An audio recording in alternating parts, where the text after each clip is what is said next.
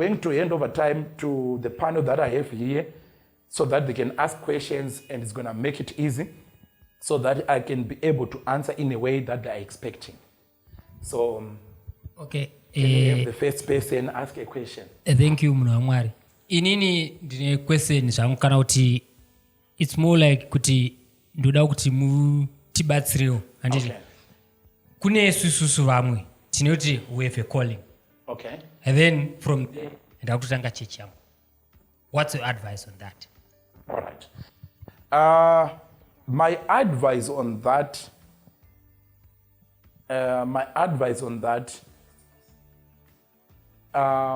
the Bible says men are called but few are chosen. I think that's what most people know. But above being chosen, kuna knows the elect. It's also important to know. So there are people whom God can call, then there are people whom God can choose, but there are people whom God can elect. This is the hierarchy. Above the elect, hakuna rimwe. So the highest level is the elect. So let's talk about the calling. Callings usually they have something to do with predestinations. They're within the will of God.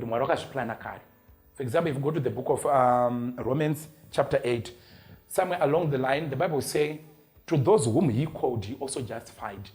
So it gives you like a process that for those whom he foreknew,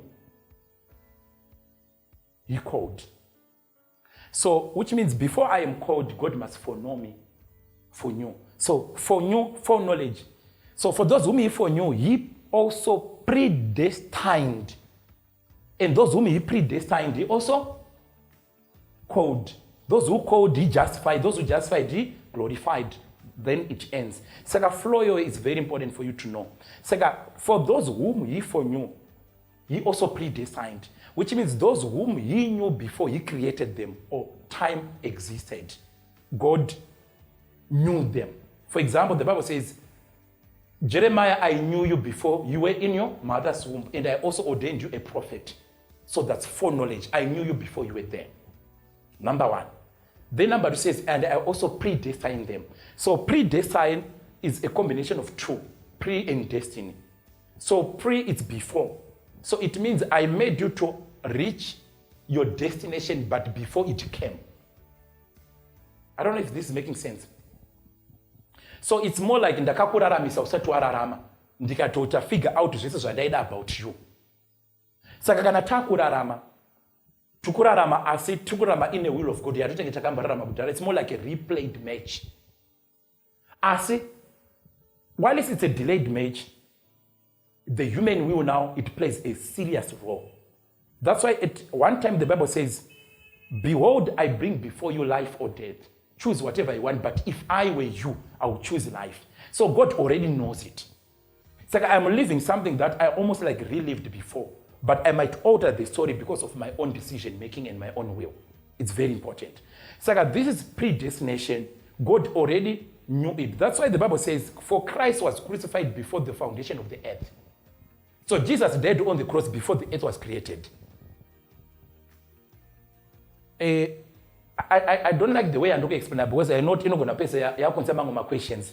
I'm not going to talk. But you just know that takatorarama before and all right, allow me to get manina before makushika because I know and usually I this topic I know people end up asking that question. So you know, okay, God created me long time ago before in his thought, in his mind. You know what? Mind. But moranofana kuzobudisa zviri mind mao wozvisa pachi pasi. Yeah. So this is how the Godhead works. There's God the Father, the Son, and the Holy Spirit. They work together. So how did God create the world? God the Father imagined, he thinks, thought. But Jesus Christ is the carpenter, is the one who forms it physically.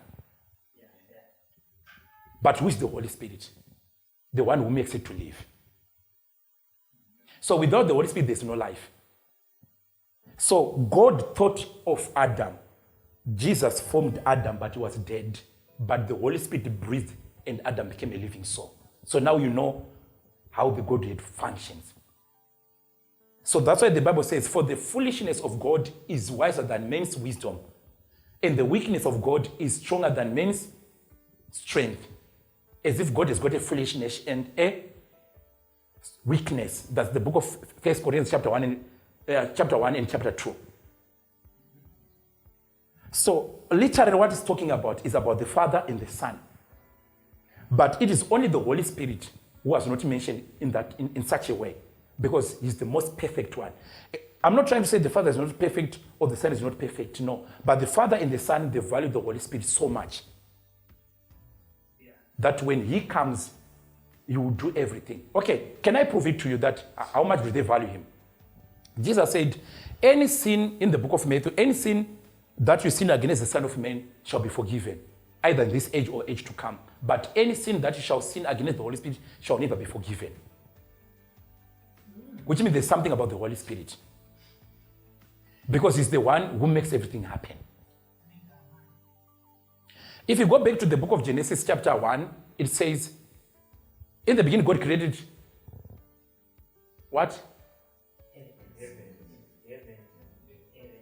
Thank you very much. So in the beginning God created the heavens, because Akawanda is one, and the earth. So then at the time it says, but there was darkness upon the face of the deep. Of the deep. Of the deep. And so there was darkness upon the face of the deep. And the Holy Spirit was hovering. But if you take it from Hebrew, the way how it was written, it was like, then the Holy Spirit began to move. It was English, I got to see an Then the Holy Spirit began to move, and God said, let there be light. So now to go back to this part up, and then I come back to your calling. So there was darkness upon the face of the earth. Something had happened, let's not worry about that. But the Holy Spirit began to hover. Take note, the moment when the Holy Spirit began to move, that's when God started speaking. So God cannot speak unless the Holy Spirit moves. I know you can say, but men of God, mango bata one scripture, we need dozens. Because of time, I'm not going to dwell much on that, but I'm trying to teach you a certain secret. Apostle Luther, let him give you a secret. Why is it taken up from hospitals when you are praying for people? You are healed, you are healed, you are healed. Good news. So it really bothered me. My heart was so broken. What went wrong? You are healed, you are healed, we are in the name of Jesus out, in the name of Jesus out. So I'll explain the name of Jesus out part of it, then the healing part of it. So I'll start with the healing part of it, then I come to the name of Jesus part of it. So the healing part of it, it works as follows. Healing or not target up heaven. Heaven must confirm first if they're going to heal the person. So if we were the one who's healing, you need to be perfectly synchronized with the Spirit to pick that detail. Because if you don't pick that detail, there's going to be a problem. Why? Because if you go for a sick person and start praying for that person, make sure the Holy Spirit is moving in healing, hovering upon that person as a tip. Meaning, as a man of God, be sensitive, know how the Spirit moves. Movement prophetic. Or movement for today, my son, relax, go out. So I need to know when to. So I'm not going to be in church service. I'm not going to 5. Not preach and then must get 500 kawan. I'm not going to extend because we are done today. But what do I mean we are done today? Because there's a difference between me and the Holy Spirit. Either you are a pastor or God is the one who's leading. So if God is the one who's leading, if he's saying we are done, we are done. So I don't have to push because there are now 500 more people. You get it? So I need to sense, is he moving or not? Not the same paper. We want to travel back to Zimbabwe now. If you are very prophetic, then you understand, I think that's some mangwana. Then you understand how that spiritual. Use wisdom. No, we are now speaking in wisdom. Because you know that some of them are still immature. So you can't tell them that the Holy Spirit told me that we can't go. Most of you, if I'm going to ask you, you agree with me that there are certain things that you did, but your spirit inside of you told you not to, but you forced it. Yeah. So the Holy Spirit was not moving, was not supporting it. I don't know if you get it. Yeah. So why isn't getting the name of Jesus out then, but yet it's the same name of Jesus? Have you ever wondered that? Yeah.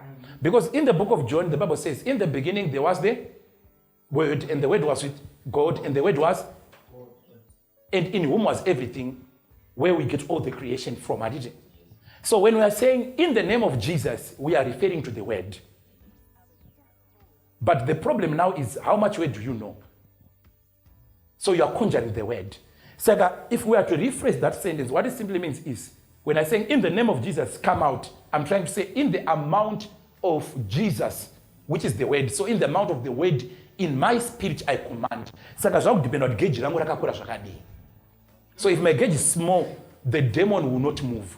But if my gauge is big, the demon will move. That's why David says, I've hidden your word in the cleft of my heart. So there's what we call the hidden word. That is the one that drives demons out. But not the logos word that you speak literally in your mouth. Because the hidden word is the one that carries weight. It carries power. It carries glory. You get it? So coming back to you, this is a calling. It is coming from predestination. So God has already predestined you to come and minister. So then the Bible says, and he also called. So why is God now calling you? Because when God created you, he finished with you in his thought. And he allocated time in 2002. Let's say if you're born in 2002. So he allocated the time and said 2002. But he created you billions of years before. He knew you. You are in his thought already. So God sets time so that when time comes, time will cause behaviors. I don't know if you're understanding this. Yeah. Time will cause your father to look for your mother because of time. And your father will find the right mother. But I'm now preaching grace, while I'm now teaching you. So I'm no longer going to generalize it, but I'm now taking a root of grace so that you get something. So what is going to happen is you are a prophet, right? And God has already created you and has already ordained you in your mother's womb. Like he said to Jeremiah, I made you a prophet before you were in your mother's womb. So Apostle Luther, are you a prophet because you prophesy? No. Even if you don't prophesy for the next 6 months, you're still a prophet. So this is the era in which come church. Kwese kwada invite vanofana kungoisa signature kuita kuti ndisazodisapenda kuti prophet vauya nhasi but havana zvavataura. Even sitting here I'm a prophet. Because the Bible says, I made you a prophet before you were in your mother's womb. But was he prophesying in his mother's womb? No. Was he talking to people? No. But did it stop him from being a prophet? No. He was still a prophet. So God made you a prophet, not people. So don't allow psychology to play around with you. Because you are going to prophesy when the spirit is not moving. I don't know if this is making sense. So he called you as a prophet. What is your name? Simba. So let's say, watch now, Simba is a great prophet who is coming to deliver people. But God is fully aware that out there are people who try to kill him. People like Herod and others who try to stop him. So God needs a plan, just like what he did with Moses. So what is the plan? God is going to predestine you in this year. Simba, can I tell you good news? You are living the best time of your life. Don't say, before, this is the best time and you are the ruler of that time. But you just need to know your purpose. You know, one time, man of God, do you know that kind of prophet? I don't like to mention people's names on media. So he said, do you know that kind of prophet so-and-so in this town is a big man of God, and this prophet so-and-so, do you think he will breathe? Then God gave me an answer immediately, and I said, number one, am I called? Then I answered it, and I said, yes, I'm called. I asked that question, but I answered it, and I said, I am called. So question Eutanga, you may say, if God called you, are you really sure that God called you? Munofana kwa nimwe certainty munayo. Yekuti even zwari kabuda neukwana kwakatora zvino mwakaita mapipi mwakadie asifani kusheka. But problem, some of you munoleka nezema encounters. I don't know if this is making sense. Yeah. Usatambe nenganga yakaita encounter kupina mvura ikana unaona njuzi kadzoka. Moti hakuna njuzu.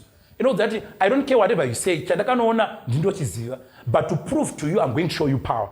Then ovaita my powers. Then after I demonstrate something. I don't know if this is making sense. It's like the same coming back to you is what I'm trying to make it to you. So God has called you a big prophet, but God knows that there's going to be a problem when you are still young, you are still vulnerable. Did you know that Jesus, being God himself, at one time, Egypt? Then what more you? Be wise. What more you? So God needs to figure out a plan to hide you, which means when you are still young, you're too vulnerable before you reach 12. So there's something about 0 to 12 in the Jewish custom. You're very vulnerable. That's why it is to celebrate Apache at 12 in the month of Abibi. Are we still together? Yeah. So when you are now growing, God knows that the day when you'll be born, Herod wants to kill you straight away. Are we together? Yes. Okay, so because of time, let me end here. Then on another free one, we will continue some other time because of some other reasons. Thank you so much, viewers. God bless you. Amen. Amen.